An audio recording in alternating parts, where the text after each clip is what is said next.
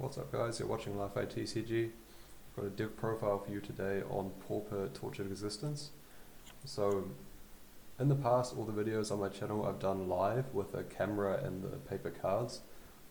I haven't been able to acquire some of the printings from the more recent sets yet, so I thought I'd just do the video on Magic Online where I can show you all the cards here, just in digital. This format might be better overall just because you can see everything laid out. It's easy to reach for all the different cards and pop them out so you can see them. But if you enjoy looking at paper cards more, maybe you like the old format better, just let me know in the comments which version you prefer. So this deck has got a pretty strong upgrade from the Lord of the Rings set. This Troll of Khazad-dum. So 6 mana, 6/5, can't be blocked except by 3 or more creatures. Has Swamp Cycling 1. So of course the main reason why this is strong is the Swamp Cycling 1. If it was just a creature, any creature with Swamp Cycling 1, it would be a great card for the deck because you could return it with Tortured Existence. You can return it with your Grave Scrabbler. It just makes your mana way more consistent. But Unblockable Crawlworm is actually just like a fine card to cast a lot of the time. It kills the opponent very quickly, and like you're consistently ramping up into it with your Arboreal Grazer and your Sakura-Tribe Elder. It's just a very clean play pattern. So early you ramp, then you have this to clear the board. Oops, sorry, Crypt Rats to clear the board, and then you gunk up the field so you can block their stuff with all those cards, your Scrabblers blocking. Then you get to 6 mana, you slam this down, it turns the corner very quickly, so it's a great addition for the list. Because it's swamp cycling, not basic land cycling, to help you fix your colours you have to add the non-basic swamps from Dominaria United or whatever this set was called. So we have Haunted Mire and Geothermal Bog. So in a previous version of the list, these 6 cards were 4 Thriving Moor, 1 Jungle Hollow, and then a spell. So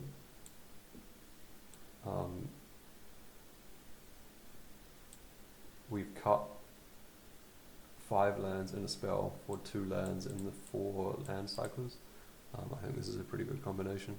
And I think in the previous version of the list as well, I was having Ash Barrens instead of Riveteer's Overlook. I think this is just a bit better. It's the life gain is not useless, and it has slightly better synergy with Arboreal Grazer as well. So yep, that's the mana base basically. In terms of the rest of the deck, you'll see that I only have 55 cards in the main deck, and I have like too many cards in my sideboard. I'll explain that in a bit, what the other 5 cards can be, but what you see here is basically like the core of the deck that I probably wouldn't change much. So the non-creature spells, you have the 4 Tortured Existence, of course, the main card in the list, 4 Looting and 4 Commune to help you dig through your deck and find what you need, put stuff in the graveyard. That's all good. Sakura-Tribe Elder has basically always been in the deck as well. It blocks early, which is quite good now because you have like tons of Cryptic Serpent and Tolarian Terror everywhere. So chump blocking with Sakura-Tribe Elder is like a rampant growth that's worth 5 life potentially a lot of the time. And then now I'm also playing Arboreal Grazer. So this just helps the deck like keep up with the rest of the format basically. It helps to block early Swift Spear, things like Glinthawk, Skyfisher. It also blocks with Reach and 3 Toughness, and it just makes your mana come out a lot faster as well.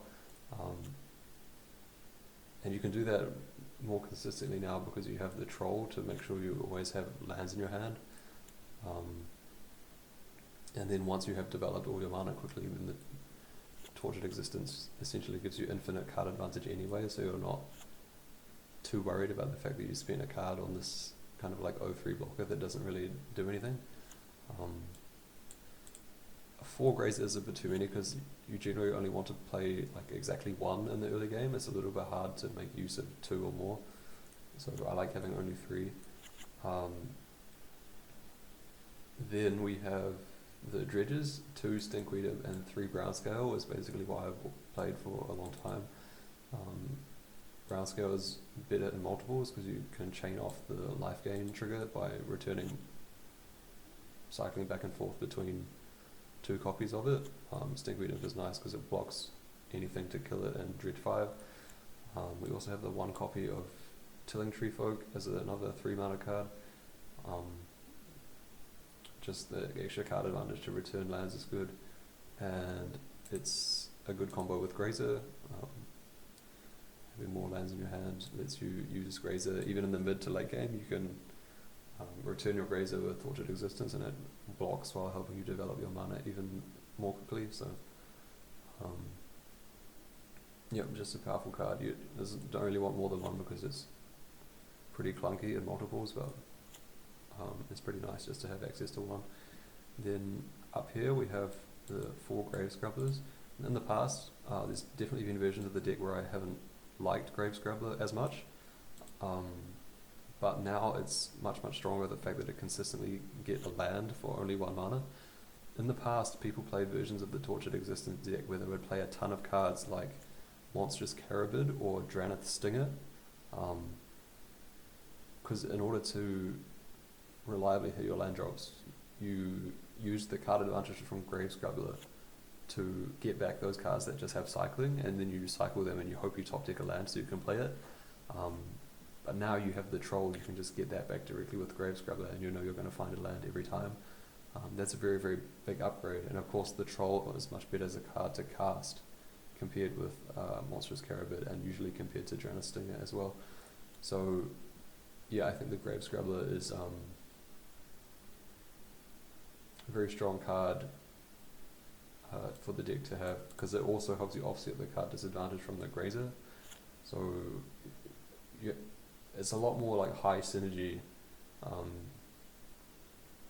than some versions of the deck that I've played in the past, where like the Madness creature was like a Gorgon Recluse or something, that is like less card advantage but more powerful on the battlefield. But you just want to be able to like make sure you hit all your land drops, develop your mana as quick as you can. Then once you hit the late game, you have other creatures that help you interact more. Then the last 2 cards of these 55, I have 2 Vulturous Aven. So this is 4 mana, flying 2/3. When it enters the battlefield, you may sack a creature, and then when you do that, you draw 2 and you lose 2 life. So this is kind of like a black Muldrifter. The deck really doesn't want to have something that says draw a card on it, a creature that says draw a card on it, because you want to be able to trigger your dredge effects on demand to help you mill cards when you're digging for specific creatures. And you have looting in the deck, which does help you do that. Like if you mill over a looting, you can flash it back to dredge, but you want to be able to do that repeatedly and access it whenever you need to. So that's the first thing. You want to have some creature in the deck that says draw a card on it. And the second thing is that you want to have some effect in the deck that lets you make use of the bodies from your crappy creatures. So like Arboreal Grazer, just a 2/3, it doesn't really, 0/3 doesn't really do much. Grave Scrabbler, once it's into the battlefield, it's just a 2/2 vanilla, it doesn't do anything. So if you can have an effect that trades those cards in for value, that's also quite desirable. And Vulturous Aven is just the best card that fills both of those roles. In the past, what I like to do with my Grazer and my Scrabbler is I played Cavern Whisperer.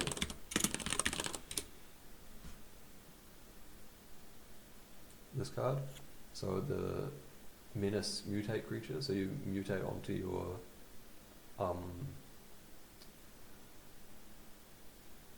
whatever creature, becomes a 4/4, your opponent discards a card. It's pretty strong at attacking because it has Menace. I used to like this card quite a lot. The reason why this is less good is that, first of all, you now have Troll in your deck as a big Menace attacker, so in that role, like Cavern Whisperer becomes a bit redundant. being 6/5 versus 4/4 matters a lot right now because there's so many 5/5 creatures everywhere with the Talarian Terror and the Cryptic Serpent and all that.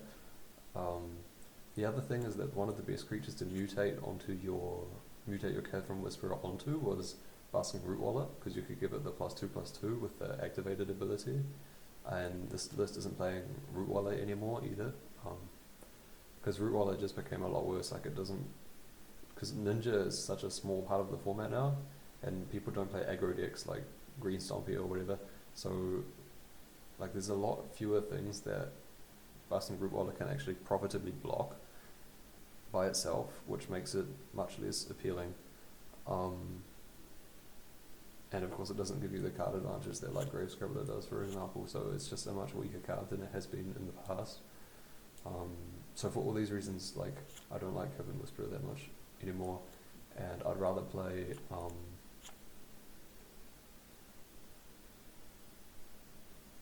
this Vulturous Aven instead.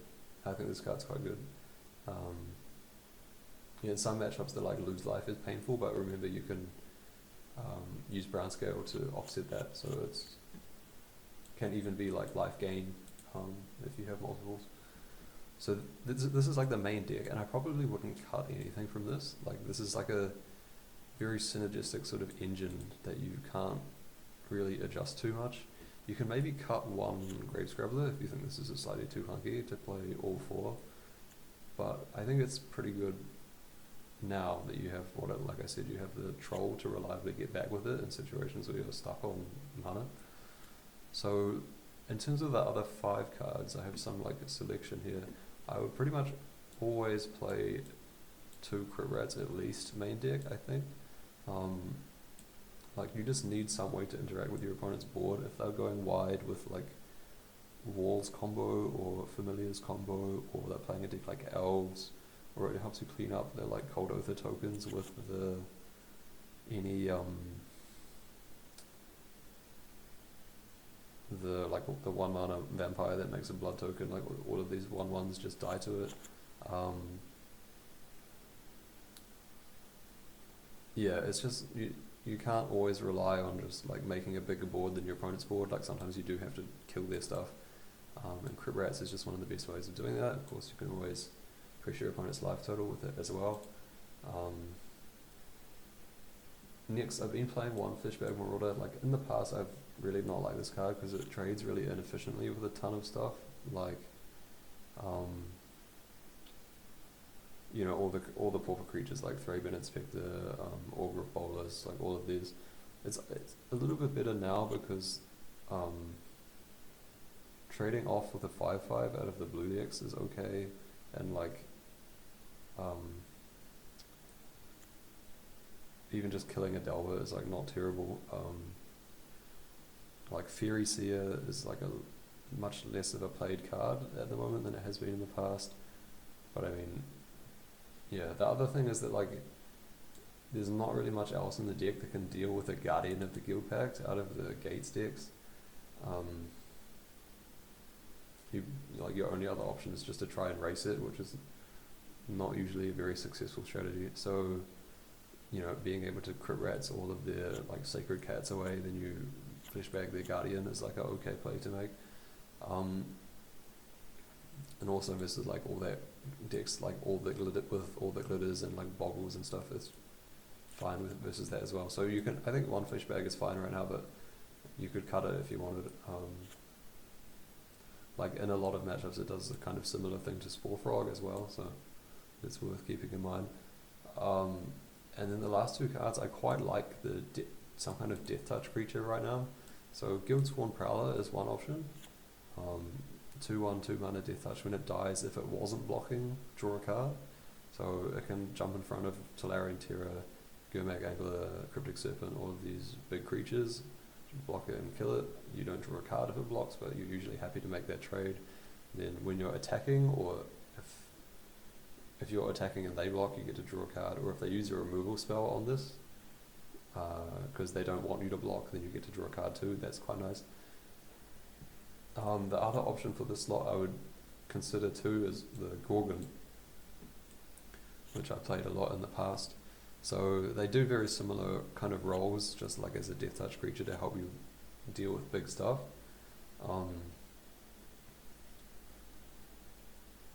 One critical difference is that Gorgon Recluse doesn't block black creatures. Well, I mean it does, but you don't get the trigger. So if there's a lot of Geomag Angler in the meta, then the Prowler might be a bit better. 4 toughness on the Gorgon is a bit harder to kill, especially versus things like Lava Dart and Munitions that can kill the 1 toughness thing very easily. And then there's sort of like minor interactions like Guildsworn Prowler, you still draw a card if you sack it to your Aven. And then there's also the question of like how many madness creatures can your deck sustain before your hands become a little bit too bricky. Like if you open a hand that's like all madness creatures and you don't have any outlet to discard it, then that's not great, whereas the Prowler you can just play it on turn 2, no problem. So I'm like not exactly sure which of these is better. What I might try is like play the Gorgon. I mean, I've played 6 madness creatures in the past and I don't think it's too bad, and now the deck has better mana as well. And then maybe you don't play the Fleshbag, you play the Spore Frog main deck instead, because it does kind of the same thing and it has better combo with the Gorgon as well. So yeah, that's, you sort of have to tinker with these last 5 slots to sort of figure out what kind of interaction you want. Another thing you could do is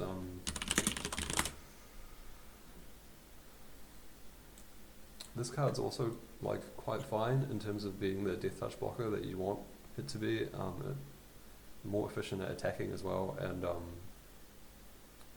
fact it has flying is also much better versus Delver of Secrets and all the creatures in the Boros deck, like the Skyfishes and the Glinthawks and stuff. But you just have to ask yourself if you can cast it reliably with the morbid triggers. Like you have the Sakura-Tribe Elder and the Vulturous Aven to proc it, and that's about it. It's like, unless your opponent like chump blocks you or Grave Scrabbler or something, like you don't really have other ways to get morbid triggers. I guess you could like main phase your own Spore Frog or use Crypt Rats and this kind of thing. So yeah, it's a little bit uncertain, but I think this card is alright. Like I played builds in the past that tried to be way more dedicated on this card, and you played 4 copies of it. I don't think that was smart, but I don't think it's definitely not a bad card just to play like 1 or 2 copies of it. Especially because like in the mid to late game, it's really not that hard to like Scrabbler back like a Sakura-Tribe Elder and a Bone Picker, and then you like pop the Sakura-Tribe Elder and immediately play the Bone Picker. Like that's an easy line to do, and it's very efficient for what it does. So yeah, as I said, like these 5 extra cards, well I think you have to play 2 Crypt Rats, so it's almost like only 3, but these are what you sort of have to figure out. Then in terms of the sideboard, if we ignore the like Prowler and the Fleshbag Marauder, like this is probably, we can bring the Fleshbag Marauder back, because I don't know, I've only got 14 cards, but yeah,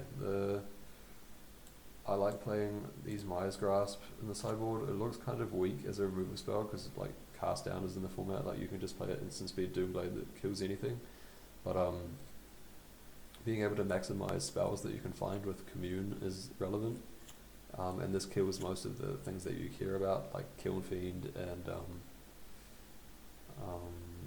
like the Walls creatures like Axebane Guardian, the early elf stuff like Priest of Titania or like Timberwatch, that kind of thing. Yeah, usually this is the kind of stuff that you're boarding it in against. Like you're not going to board it in versus like Core Skyfish or whatever, it's just not worth it. But and then versus stuff that it doesn't kill, like Geomag Angler or that type of thing, you have other, like you can just overpower them with card advantage. You don't necessarily have to like quickly kill it. So, but the stuff you do need to quickly kill is that stuff like Thermo Alchemist and that. So yeah, I like having the Mire's Grasp. Faerie Macabre just versus graveyard stuff, like it gives you a way to beat Cycle Storm, even though that's not super popular, but versus Flicker decks as well, this is pretty good. And like Dread Return got downshifted as well, and that's like a kind of like weird funny card that people try and brew with. You shouldn't really worry about that, but yeah, just having extra game versus the flicker stuff is pretty relevant, because those decks can otherwise be pretty troublesome for you. Thorn of the Black Rose I like better than the initiative creatures like the Avenging Hunter, firstly just because it's cheaper. One of the nice things about initiative is that like it's better in multiples, because if you play a second one, it re-triggers and you go to the next room of the dungeon. So like, but you don't have that redundancy issue with the Monarch really when you only have 2 copies of it, so you don't have to worry about that. And then like one of the issues with the Monarch that makes it less appealing than initiative is that when you just randomly draw an extra card every turn, there's a decent chance that card you draw is going to be a land. So usually the like Monarch creature or the initiative creature is like at the top of your curve anyway, like you don't need any more mana at that point, so the card draw is often almost like wasted. But when you have the Tortured Existence engine, whenever you draw an extra card you can just dredge and then trade that in for a creature that you want, so it's a way more reliable way to like convert those extra cards into resources that actually affect the game. So yeah, all those things combined, I much prefer the Monarch to initiative cards, and it just gives you a really strong way to pressure like more controlling decks that don't attack you very well. Yeah, I always like to play 2 of these extra Crypt Rats just to help you wipe the board more versus matchups that where that matters, so familiars, things like that. Then one Fleshbag versus like Guardian or weird stuff where you want the Edict effect. Then you have these versus Affinity and like Bogles. You can board in this because it exiles the auras. Or that glitters is obviously strong there because artifact or enchantment, you're always going to have targets for it. Yeah, one thing I realize now looking at this is that I think probably it's a bit light on anti-burn stuff. Like you definitely bring in